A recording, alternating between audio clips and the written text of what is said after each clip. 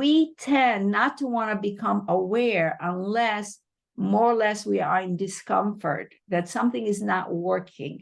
We are getting fired over and over. We keep going into the same bad relationships. We are doing things that are becoming obvious that are not working. And then we start asking questions. And that's when we start on the road of awareness. Part of the reason awareness cannot easily be translated into action is because we leave it at the cognitive level.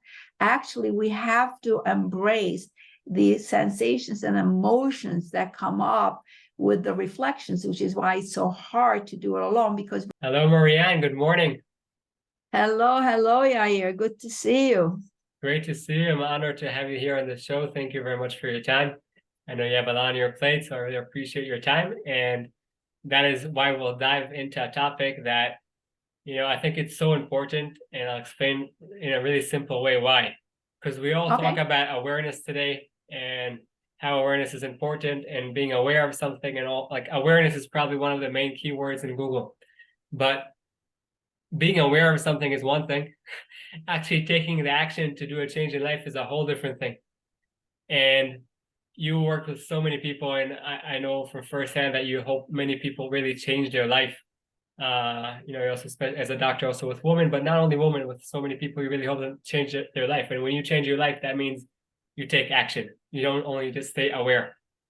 So I would love to hear from you first, maybe before the taking action part. First, getting aware, because I do think being aware of something is important. How are we aware when there's a certain situation that requires our awareness, a certain problem or certain challenge? How do we get aware of it? And then we'll talk about the other part. Great. So the most, again, this is all just from my observing, people that I deal with. It might be other stuff out there. This is purely from my personal clinical experience, and I feel comfortable going there because my role model in understanding human behavior is Carl Jung. I don't know if you know who he is, but he was at this turn of the century first affiliated with Freud, and then he separated out from Freud because he had a different way of understanding human behavior. He felt Freud was too reductionistic, that everything was the Oedipal complex, and he felt it was much more, basically broad and deep how we act in the world. So he has some very a deep way of understanding human behavior. And one of the things that I liked about him is that he would say, and gives me freedom. There were two things that really, besides loving everything he has to say, but two things that gave me freedom to be who I am in my interaction with people. The first thing is you cannot help everybody. This is a man who was world-renowned. And when he wrote his autobiography before his death at the age of 86, he said, I was able to help a third of the people. I was able to help more or less another third, and I wasn't able to help at all another third. So as somebody who does healing, whether it's in the allopathic or alternative ways, to know that they're going to be a third of the people I won't be able to help, not to take it personally that there's something wrong in my methodology or understanding, but just to say some people are either not ready, and this is again coming back from awareness to action, just people are ready to be aware but not to do the action. And the other reason is some people are so what we call protected in their system, so afraid of action, that they would rather keep repeating the same self-defeating process than to make the awareness into an action. So that was very liberating, that basically, no matter how smart I might sound or know or try to help them, it's just not going to help, and it's okay. People will wake up when they are ready. Yeah, nice. I really like that. It's also humbling. Yeah, yeah, exactly. And the second thing that he said was, well, he has so many things, so I'm going to just keep spouting forth some. And the second thing is that awareness is what you can do in therapy. That's your first step. And why do you become aware, as you ask? Because life forces you, pushes you against the wall in pain, and you start asking questions. The most common time to ask the questions, to want to become aware, is midlife. And he said midlife anywhere from 35 on to 55 or 65. So we tend not to want to become aware unless more or less we are in discomfort, that something is not working. We are getting fired over and over. We keep going into the same bad relationships. We are doing things that are becoming obvious that are not working. And then we start asking questions. And that's when we start on the road of awareness. Wow. I really connect to what you said. Well, I don't think there's anyone in life that doesn't have those challenges along their path. So from what you're saying, awareness is something that will come at this point or that point along the path. And it would happen to everyone. And I think it's beautiful when people actually do the work, whether it's because they want to do it or because they have to do it. And also then they want to do it. So I think a lot of times in general, as human beings, we only do something when we get pushed against the wall. I was just talking with a friend and also myself, but I was talking with him. He has some serious pain. And so I was trying to give him some exercises to help reduce the pain, his back pain. And he's like, no, I'll be fine. I'll be fine. You know what? I don't want to do the exercise. I don't listen, my dear friend. Otherwise, either your back will force you to do it in a month or two because you won't be able to move, or maybe try to do it now. But over there he has to do that. Eventually, he'll have to take that action because otherwise he won't be able to get out of bed. But there are many things in life that we know we need to do them. So we got to that awareness, We know we need to do A, B, C, D. But sometimes that knowing this stays is something we know, but we don't actually do it. Or we start and then we stop. So, again, and this is gonna, not where I want to ultimately go, but being a person of faith, I will have to introduce this topic, but he basically felt that when we come into patterns that we find is not working anymore, that doesn't necessarily will get us where we need to go. So the first thing is to get a therapist of some kind to help you with that awareness. What is the awareness, the meaning of that awareness? Because it's very hard to do it alone. So the self-help industry has $1 billion worth of books it publishes, how to whatever. And we think that's going to be enough. Oh, now I'm aware I do this pattern and that's enough. Actually, it's not. What needs to be uncovered is where do those patterns come from? And that's the job of psychology. However, the action part is our job. Psychology cannot do action. So when we become aware enough and we say, okay, the definition of insanity is doing the same things over and over and expecting a different outcome. So once we realize that we need to understand more deeply what is driving our behavior so we can heal it, then we have to do the avoda. We have to do every day implementing the awareness into action. Oh, it's something that I'm sure many people theoretically think they know that they need to do it, because like you said, we do that awareness whether it's with a therapist or like a different type of therapist. But what I want to know is how do you actually do that? Because I'm saying there are people that are aware for something for many years and they don't actually take the action steps. So how do we do that, and how do we persist? We spoke off camera before about technology, that we need to persist and be patient. So if we want to learn it, so how do we do the same thing over here when we are aware of something? How are we actually moving to that action phase, number one, and then also being persistent with it? So the first question to keep asking, what's keeping me from doing the action? And I'll simply tell you, you really don't want to do it. That's why.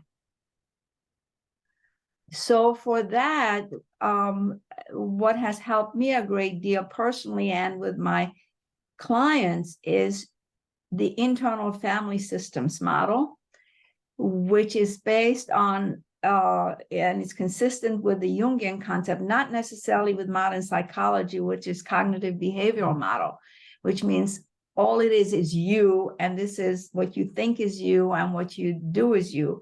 In this model, it embraces the concept of multiplicity of mind. And Jung called it complexes, that we develop complexes as we grow into the world, or in the internal family model, you would call them parts that are there to help us navigate the world. And they come into being when we don't have a guidance system. We don't understand it. And we come to some beliefs and conclusions how to navigate the world that's so big and frightening as we are children, and how to protect ourselves. So most of our behaviors that are not positive are protective behaviors of our younger energetic system that couldn't find answers and came up with his own answers and conclusions and beliefs, which in the internal family models ends up being burdens. We carry those beliefs as a burden to our system. And the system is what? The system is the soul, or what they call the self that we are born with, that's whole and perfect. And what happens to it, it gets smudged by our protective or ego need to survive. And the journey is to understand that those ego needs to survive our protective systems and embrace them with kindness. Oh, I yelled at my wife. I really didn't want to. Awareness. I yelled at my wife instead of saying she was the one that caused me the problem. The second thing is, oh, I yelled at her. What was triggered in me that made me yell at her? So that's awareness. And then the action, and that comes through the therapy. You realize that you were triggered, and it's usually some kind of an early protective way against maybe a parent who questioned you, who yelled at you, who not knowingly and not willfully, just because life is that way.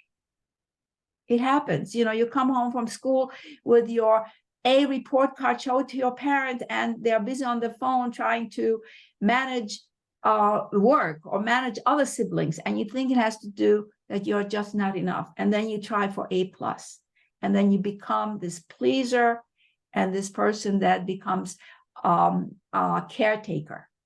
So once you realize that it's you, like every time you want to point a finger there, you start seeing the three fingers pointing back at you, then that awareness can slowly get into healing and into action.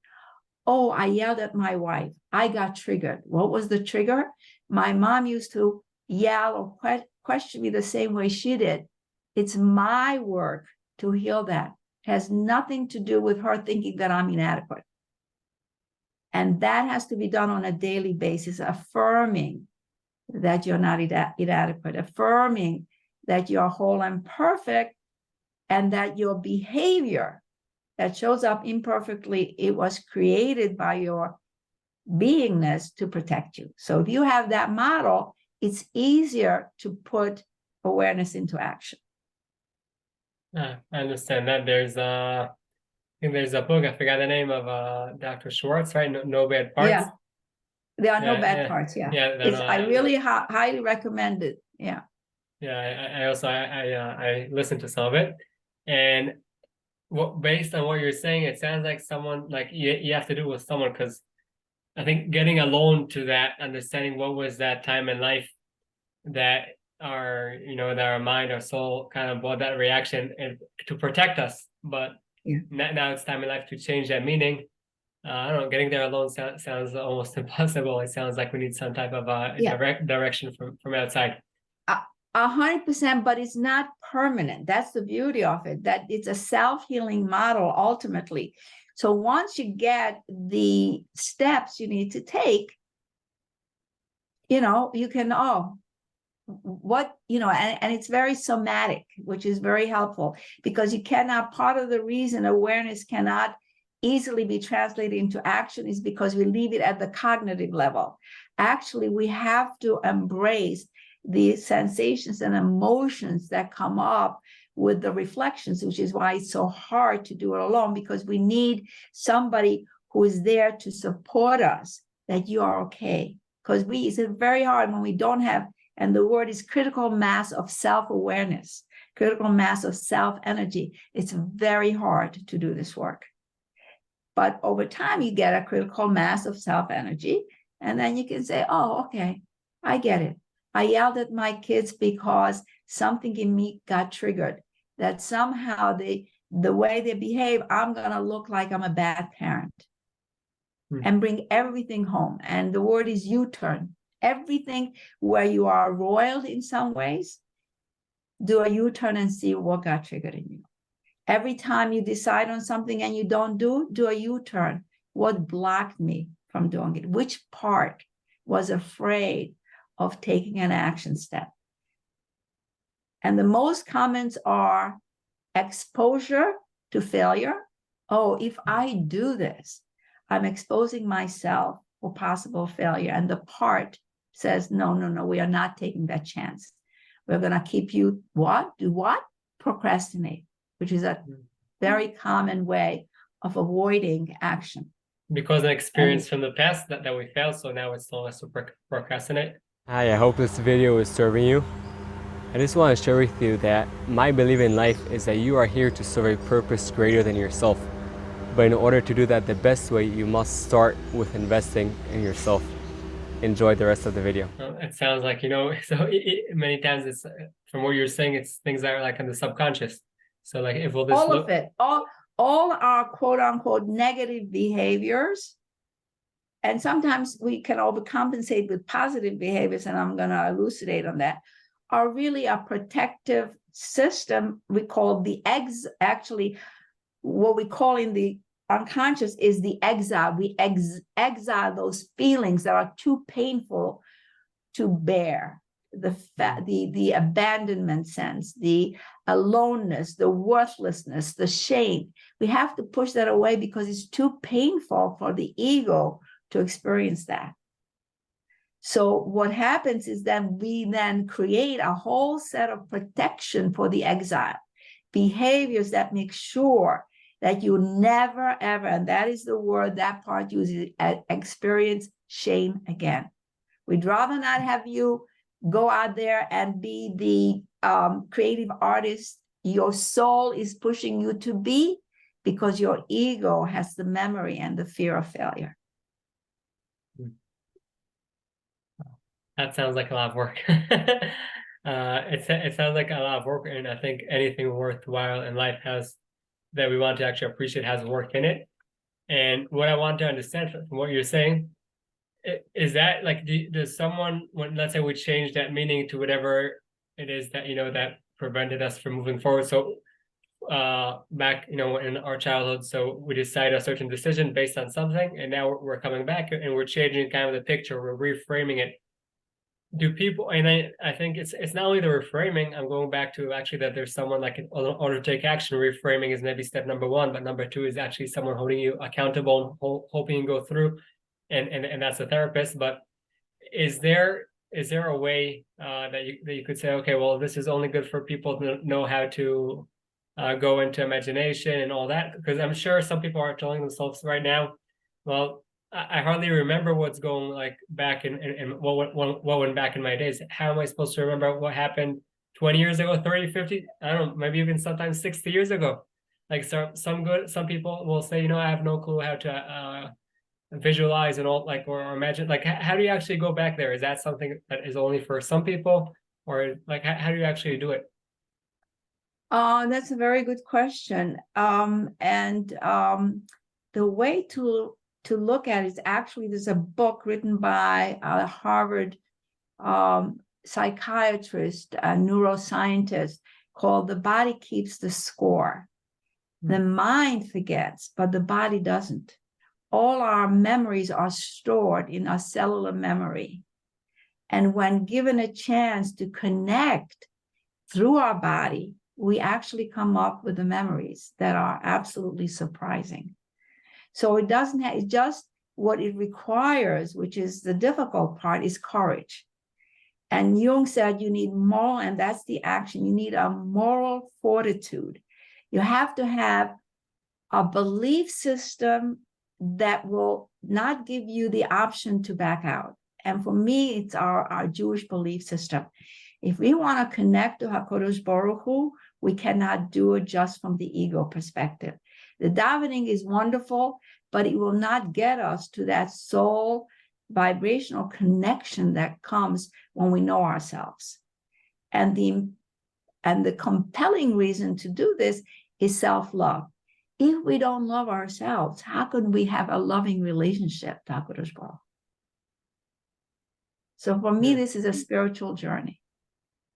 And helping people is a spiritual journey to awaken to our soul's presence, because the soul is there whether we are aware of it or not, and it's going to do what it needs to do.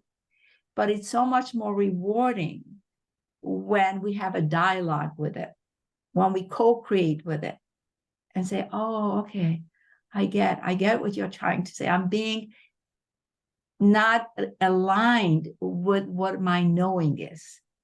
So what can I do?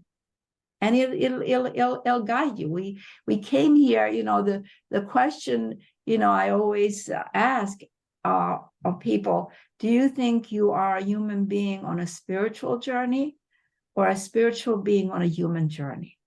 Because if you are a spiritual being on a human journey, then you have to put the ego part that is so fragile and so in need to think that it is God in its right perspective and place, and allow the shining forth of our innate impulse towards wholeness.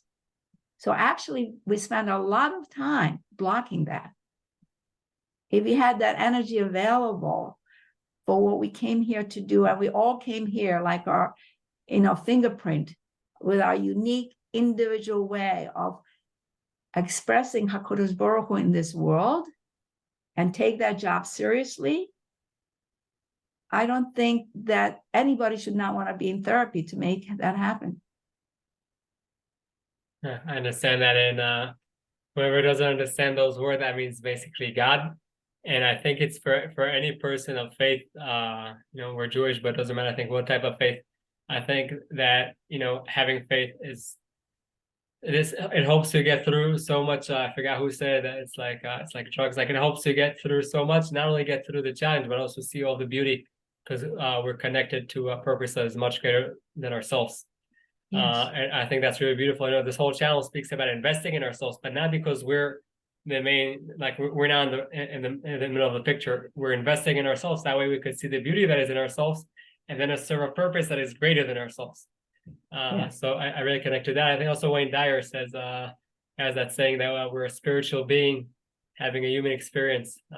He mentions that. And what I wanted to understand, but it's important. This is where some of these self-help books for me can be dangerous, because it engenders a lot of shame. Well, I just read that. How come I'm not getting that?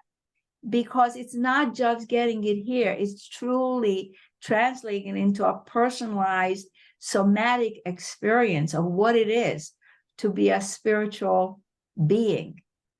You cannot just get it and then you keep reading the next book. Oh, that makes a lot of sense, and it still doesn't translate. So what happens over time, how come I'm reading all of this and I'm aware of all of this and I'm not doing it? Must be something wrong with me. I'm just not getting something. And it's not that.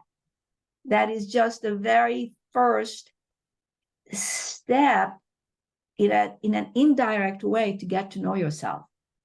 But it's indirect because it's based on somebody else's journey. So you cannot copy and paste somebody's awakening to your awakening. For sure. And like they say, you can teach information, but you cannot teach wisdom. Wisdom is something that we gain through our own life experience that we courageously and confidently and with curiosity take on, to say, wow, who is this me? I'd like to know better so I can be more fully self-expressed. That takes tremendous amount of self-love to say, you know, I'm worth investing in myself, to know who I am and what are the patterns in my life that are not working, and do something about it. Yeah. I'm trying to understand, like, I'm still having like a part that doesn't really connect to me. Like, I do think that all the self-help books, everything is great, and from each person we can learn something. My grandmother always tells me, you know, from everyone you learn. From some you learn what to do, and from some you learn what not to do. And I think that the therapist is the kind of the connection that also helps us to actually connect to what is individual for us, what's unique for us. What I'm trying to understand is what happens, because some people already don't want to, or it's too expensive for them. I don't know what, but to go to therapy all life. So after we do that, It's not the whole life. Why, I didn't say the whole life. That's what I'm asking. How do we keep on taking action after we do that reframing? And now, okay, so I understand that we gave it a different meaning to that, whatever happened in the childhood. And so, for example, you'll be accountable at the beginning, but how do we keep on moving forward? Do we still does moving forward mean having always someone hold us accountable, a therapist or something like that? No, not at all. I don't believe in accountability. Accountability externally is meaningless. If you are a coach, you should know that. There's a part of them that shows up that wants change, and another part that totally blocks it, because it's not about accountability. It's about really self-love. And how do I get to that place? Because if you honor yourself, you will never do things that would be not to your ultimate benefit. But I mentioned to you, the awareness is that when you get triggered, and you know that somatically, to hold yourself accountable, to understand what is it that got triggered in you, and then calm that part of you that felt threatened, and saying, there's nothing threatening here. I am here as a human being that's whole and loving, and I need not bring in parts that are so afraid and frightened that just got triggered. Okay, so if we got to that like I'm still struck that. So when we get to the self-love phase, you think that would be enough in order for us to keep on doing whatever it is that we need to do in life? Yeah, is this, the kind of, is this behavior bringing me closer to Hashem or further from Hashem? It would be very simple. Is yelling at my wife, storming out of a meeting, is this bringing me closer to my relationship to Hashem or further? I mean, that would be just a very simple test. And the other part is, what is it in me that's reluctant to take the next step? Bring it home. Oh, I'm afraid that change I'll have to do. I'm afraid of the work that I'll have to do. I'm afraid of all the implications in my life that will have to take place. Yeah, all of that. But that's all ego. It's like I recently, as you know, made Aliyah with my husband, and people keep asking, and how are you doing? I said, my ego is suffering, kicking and screaming, because it's not aligned in the way it understands the world or would like to understand the world. And my soul is dancing, being in Israel, being in the Holy Land, going to the Kotel. So to have that awareness that when you are bent out of shape, that's not the whole of you. Honor it. I'm bent out of shape. What is being bent out of shape? Bring it home. And with increasing self-awareness, oh, you're scared. What are you scared of? What are you scared of? And it's probably 90% of our response in the world is out of fear. That famous saying, you want to be in fear or in love. Those are the two options. I think it's simplified, but if you do work, you realize it's really the child that didn't have the appropriate support that it needed in its own understanding of the world that started to take care of himself or herself, and came to the conclusion it's a scary world. I better figure out. And that scary world doesn't leave until you feel you have been adequately healed from those beliefs, because now you have the resources. You see, that's what it is. In those years, we didn't have the resources to take care of ourselves when the external environment didn't support us, but now we do. And the way we do is we remember or reflect, look how far you have come. Look how much you have accomplished. You're not that, helpless, scared little child that had no support. You can trust me, the adult who has accomplished so much, to help you along and let go of those fearful beliefs. And it's a process. It's not overnight. It's cultivating the relationship, and that's part of the avoda. The first part of the avoda is to be aware in the moment. And the second part is to continue to be aware. It's not one, oh, I got this. No. It's continually bringing it home. Beautiful. Beautiful said, and I also connect. And also interesting, it's a kind of connection, also interesting thoughts about what you said about that accountability part. Because, if we just have someone holding us accountable, which is like a big word today. And I do believe in accountability, but maybe it's phase number 2, like after we do that inner work. Because if there's no inner work inside, so yeah, but then you'll find then you won't need the accountability, because you yourself would not want to do anything that would undermine the decision you made that came from a more balanced, clear place. Right. You would not let the fear undermine that. That's why you ultimately don't need somebody to keep you accountable, which, I think we, chatted about this before. I came to this through coaching. I thought that coaching was the cat's meow until I found out that people were not doing what they were supposed to do. They would show up and after a while drop off. And right. I needed to know why. Why can't, when people come so enthused and so interested and so miserable and all of that, and I said, okay, I'll help you. I'll keep you accountable. They'd rather not show up than listen to your reprimanding them, because it works for a while. It's the child that needs reprimanding when they have to be held accountable, because they should be able to be accountable on their own. Yeah. I think that that accountability kind of shifts. So maybe the beginning will be someone holding us accountable, but then there is accountability, but it's not, that's how I see it. It's not from someone from the outside. You help them go in that inner work. And what's holding us accountable is a purpose that is greater than ourselves. It's God.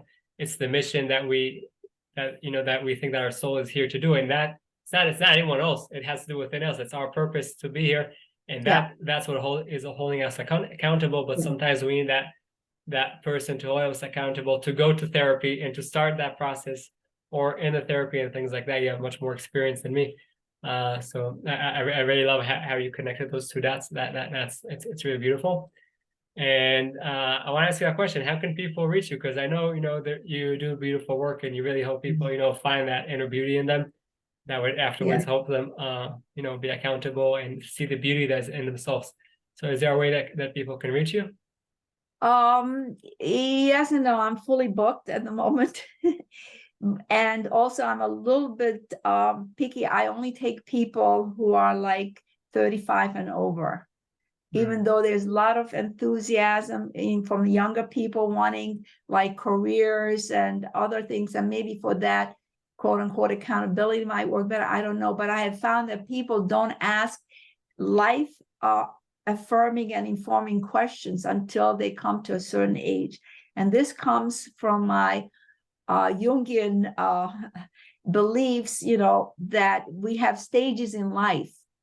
And it's very hard to inform somebody who's at a different stage of something else. So his view is that when we are in 20s, we are in what he called the athlete phase, where we are much more concerned how we show up for the world, what the world wants from us, especially in terms of looks. And you can get stuck there. And Hollywood is a perfect example how you can get stuck in the athlete phase, where it's all about appearances. The next stage is the stage of the hero, where you settle in life, you get married, you find a home, you have a job, and it's basically age appropriate. So to have people come and do soul searching at that age is not totally appropriate. They need to first express themselves that way. But when you find that at 45 you are stuck, that means, like people on Wall Street, you cannot get over that hero's part. And the next stage is what he calls is the statement, when you have accomplished all that you wanted to accomplish, and now you want to give back. And the final phase is the phase of the mystic, where you realize that life is a journey, and who you are, in essence, is what needs to be cultivated. And you cannot, quote unquote, in your mystic phase, talk to somebody who's in their athlete phase. Oh, you need to be more spiritual. Oh, you really need to, read more. No. They should be doing what they are doing. So this kind of work, and that's why I said he only took people on midlife, this kind of inquiry is when you have accomplished certain things and you are ready to inquire more, what is my purpose? Or what are the things that are self-defeating that I keep doing? Understand that. It's beautiful. And I guess people could just listen to what you said over here. But if they do want to learn some of the things that you mentioned, I know that you're booked. Is there a book you recommend? Is there something specific that I could? Yeah, the book that I recommend is what you had. It's a little bit dense because it's originally was meant for therapists. So you have to have deep interest in, as I call, psychobabble to really go along, such stuff.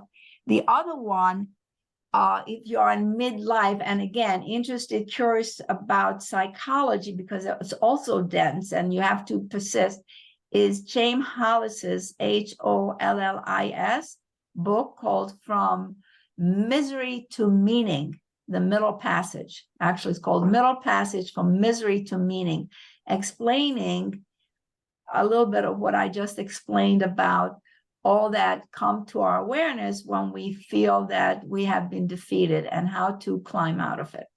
But both are, you need a lot of patience, but those are healing books for me, as opposed to somebody else's personal experience of how they smartened up and this is what you need to do. Hallelujah. I'm glad it helped you. Thank you for sharing and inspiring us that if I figure it out, I can do it too. Amazing. Said really, really beautiful. And I'll just end with one last question. And I wonder your answer for that. I believe that in life, there are many things we could do and invest in ourselves in order to see that beauty that is in ourselves. But what do you think is the main investment that a person needs to do? That way they'll be able to see more of the beauty that is in them. For me, it's just being in communication with your soul. It will guide you. And I'm not even going to bring in a totally unrelated attitude that as I age, I'm carrying, that it's kind of has been, I'm going to say it very quickly and then forget about it, has been predetermined. Your soul knows exactly what you need to do. So all you have to do is listen without, and probably get there with daily meditation and ask the questions. What is it that how can I express my highest call today? What is it that I need to do? And then the rest will fall in place. Wow, said really beautiful. Marianne, I really appreciate your time. You gave your great value. And I think, I'm a big believer that, sometimes people can hear something like this and say, okay, let's do A, B, C, D and take all these different steps. Personally, I believe, wait, stop, focus on one thing that you learned, I learned from the conversation, and do that. And then the second and then the third. Otherwise, when you take too much at one time, usually nothing gets done, or it gets done, but just for a little while. So, and by the way, the gift of COVID is that you can do therapy online. So if anybody's interested in this modality called IFS therapy, they can reach out to you and I will give you a website where you can locate an IFS therapist. The problem is they charge American, dollars, and Okay. also, yeah, it's not Kupat Halim prices. So It's you all have to good. be, yeah, but you need to be aware. But if for some reason, life gifted you with some income that allows you to spend it freely, I invite For you sure. to consider IFS therapy or internal family system therapy as a way to get you to your healing place. For sure. So maybe later you'll send me the link. I'll put the link below, whoever wants. People watch it from all over the world. So whoever has that option, for sure, they could click and go and get some great healing and see the gift that is in them. Thank you very much for your time. I really appreciate you and all the My value pleasure. Thank you for that brought. inviting me. For sure. And we will be in touch. Yeah. Okay. Bye-bye. Have a great day. Bye-bye. You too. Bye-bye. I hope you enjoyed the video and you got some tools to overcome your challenges and light your path. For us to help other people, please press that thumbs up and subscribe to the channel. And don't forget that the most amazing things in life are the one you take for granted.